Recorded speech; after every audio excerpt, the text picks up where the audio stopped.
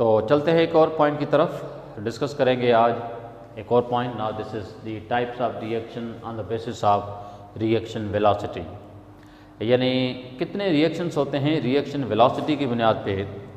तो जितने भी केमिकल रिएक्शन हैं उनको रिएक्शन वेलोसिटी या रिएक्शन स्पीड या रेट ऑफ रिएक्शन की बुनियाद पे अगर हम क्लासीफाई करें तो सभी केमिकल रिएक्शंस को बुनियादी तौर पे 3 क्लासेस में हम डिवाइड कर सकते हैं। अभी जो 3 टाइप्स हैं इनमें सबसे पहली टाइप मैं डिस्क्राइब करने जा रहा हूँ, ठीक है। तो नाउ जस्ट लिसन। सबसे पहले हम डिस्क्राइब करने जा रहे हैं very fast reaction, very fast reactions. अच्छा, वेरी फास्ट रिएक्शंस का मतलब यूं ले सकते हैं, number 1 complete in very shorter period of time, यानी ऐसे केमिकल रिएक्शन जिसको कंप्लीट होने में बहुत कम टाइम लगे। Now we are calling these reactions as very fast reaction. Number 1 complete within या इन 10⁻⁻⁶ सेकेंड, यानी जो ऑर्डर है इनके रिएक्शन के कंप्लीट होने का वो 10⁻⁻⁶ सेकेंड है। दैट मीन्स के 10⁻⁻⁶ सेकेंड इज सो स्मॉल के within a blink of an eye the reaction completes. ठीक, एक और चीज इनके लिए लिख सकते हैं कि rate of these reactions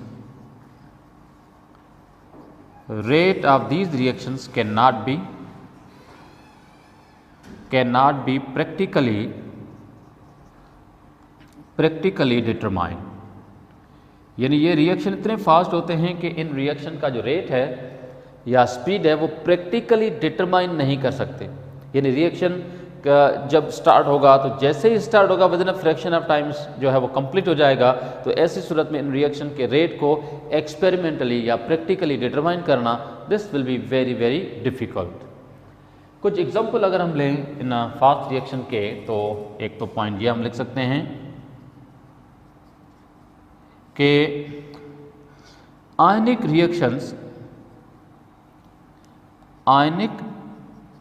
reactions in solution.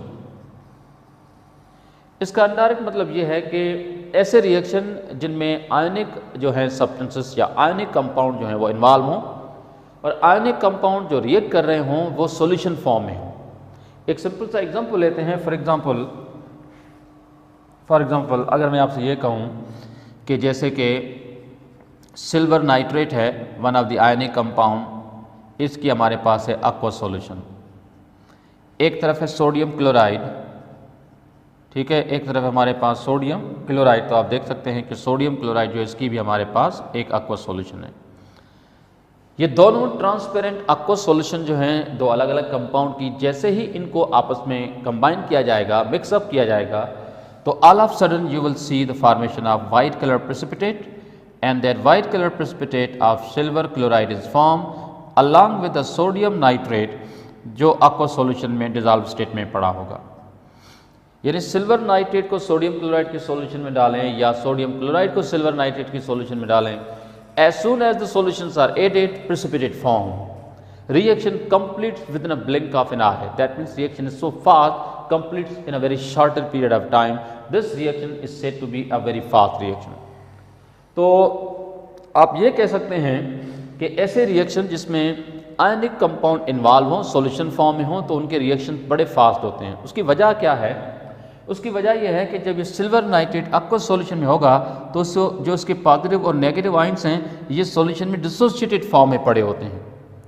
Similarly sodium chloride के आयन भी अगर डिसोसिएटेड फॉर्म में पड़े हों और ऐसी सॉल्यूशन को जब आपस में कंबाइन होंगे तो इस केस में पुराने बॉन्ड ब्रेक होने का तो ऑप्शन है ही नहीं, क्योंकि आयंस ऑलरेडी आयनाइज्ड हैं, सिर्फ नई कम्बिनेशन होती है। तो इस वजह से रैपिडली सिल्वर जो होगा वो क्लोरीन के साथ और सोडियम जो होगा वो नाइट्रेट के साथ रैपिडली कंबाइन हो जाता है। इस वजह से reaction complete in a very shorter period of time. तो आई होप सो कि ये बात आप समझ गए होंगे कि why these reactions are very fast. कभी कभार हम यूँ भी कहते हैं जैसे कि यहाँ पर प्रेसिपिटेट बनी है तो आप ये भी कह सकते हैं कि प्रेसिपिटेशन रिएक्शंस जो होते हैं जिसमें दो सॉल्यूशंस आपस में कंबाइन हो और एक इनसॉल्युबल साल्ट बने, ठीक है, now this reaction is also considered as a fast precipitation reaction कह सकते हैं आप उसको। इसके अलावा reaction between strong acid and strong base. When acid and bases are reacting, the reaction is, you know that this reaction is called the neutralization. This reaction will be very fast. कोई भी एक acid base के साथ react कर सकता है, जैसे कि HCl को हम सोडियम हाइड्रोक्साइड के साथ रिएक्ट करवाते हैं तो reaction completes with in a fraction of time, ठीक है। तो this reaction is a very very fast reaction, ठीक है। इसके अलावा कुछ जनरल बात की जाए तो आप देख सकते हैं कि एक्सप्लोजन, अगर मैं आपसे कहूं कि एक्सप्लोजन ऑफ अ बॉम्ब, एक बम धमाका होता है तो आप जानते हैं, तो एक बम धमाका होता है तो वो भी कोई स्लोली को बम फट तो नहीं रहा होता, तो वो तो with in a fraction of time जो है वो धमाका होता है, तो उसमें भी बहुत सारे रिएक्शंस हो रहे होते हैं और रिएक्शंस इतने फास्ट हो रहे होते हैं कि with in a fraction of time वो रिएक्शन कंप्लीट होता है।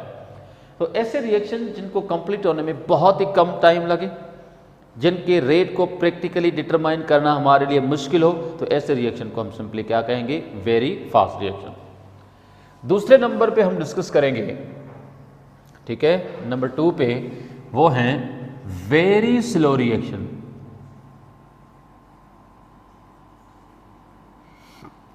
अब जो वेरी स्लो रिएक्शंस हैं इनको कैसे समझाया जाए। वेरी स्लो रिएक्शन जो है इनको समझाने का तरीका ये है कि complete in a very longer period of time.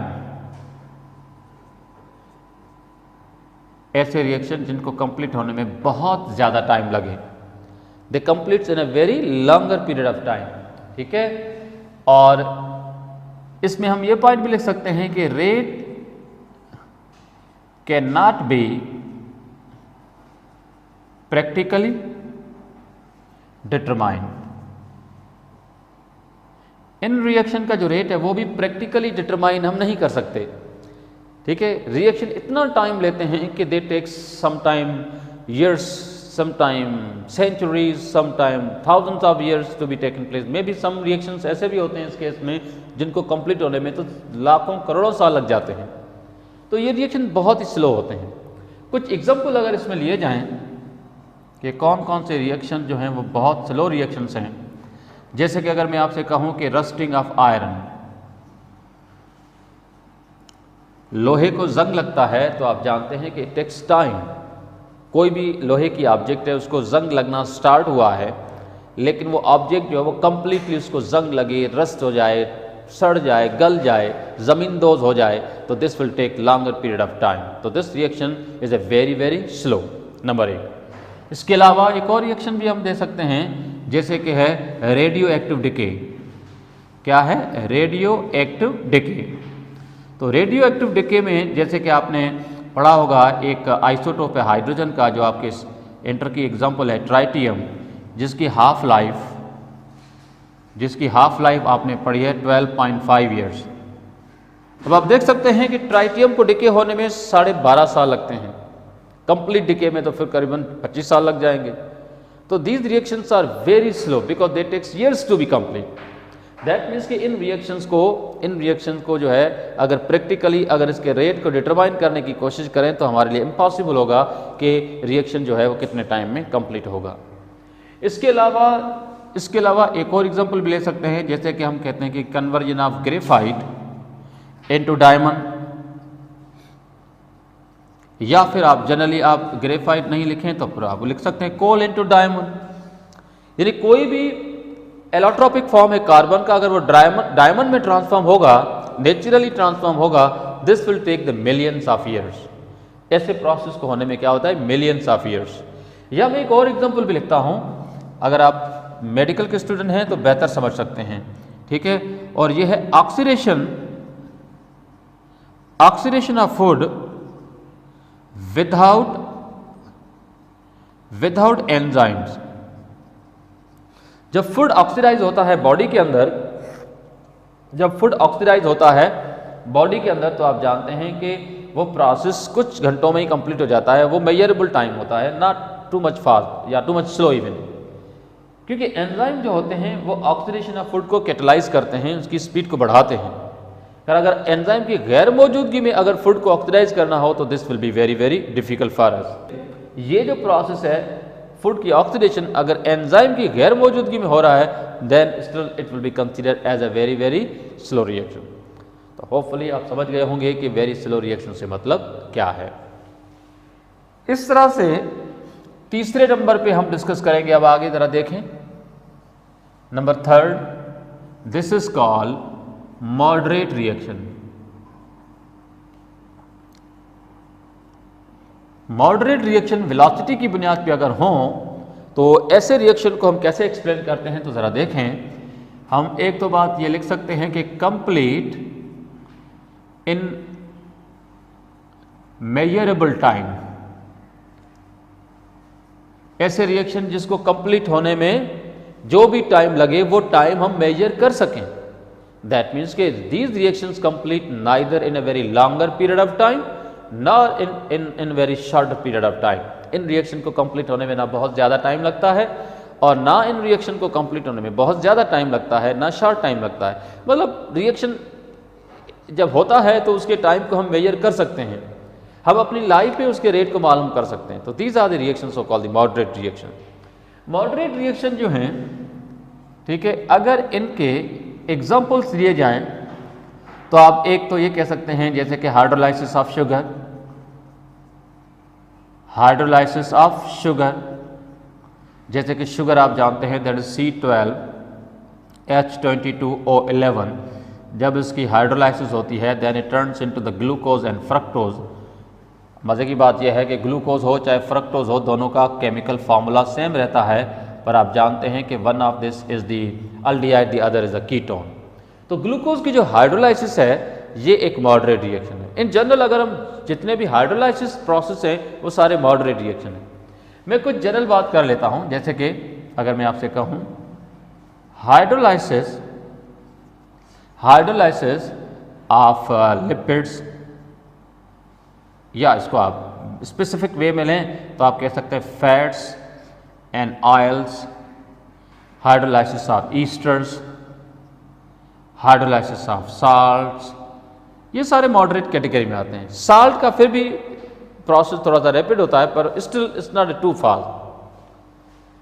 इसके अलावा हम ये भी लिख सकते हैं कि most of the reactions involving covalent compound are moderate. यानी ज्यादातर जो रिएक्शंस हैं कोवलेंट कंपाउंड्स के वो ज्यादातर आप जानते हैं कि रिएक्शंस मॉडरेट होते हैं, neither very fast nor very slow. बहुत सारे एग्जांपल हैं। सपोज अगर मैं आपसे कहूं कि भाई जैसे कि नाइट्रेशन ऑफ बेंजीन,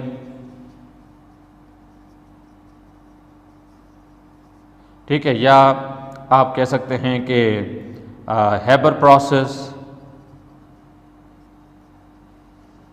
या आप कह सकते हैं कि कांटेक्ट प्रोसेस। आप जानते हैं कि इन सभी प्रोसेसेस में कोवलेंट कंपाउंड इन्वॉल्व है और कोवलेंट कंपाउंड जब इन्वॉल्व होते हैं किसी रिएक्शन में तो रिएक्शन यूजुअली जो होते हैं वो मॉडरेट होते हैं। ठीक है, so that's the way how we are describing this topic, types of reaction on the basis of reaction velocity या रिएक्शन स्पीड। 3 तरह के रिएक्शंस हैं, very fast, very slow and moderate. Hopefully ये बात आपको समझ आई होगी। See you in the next lecture.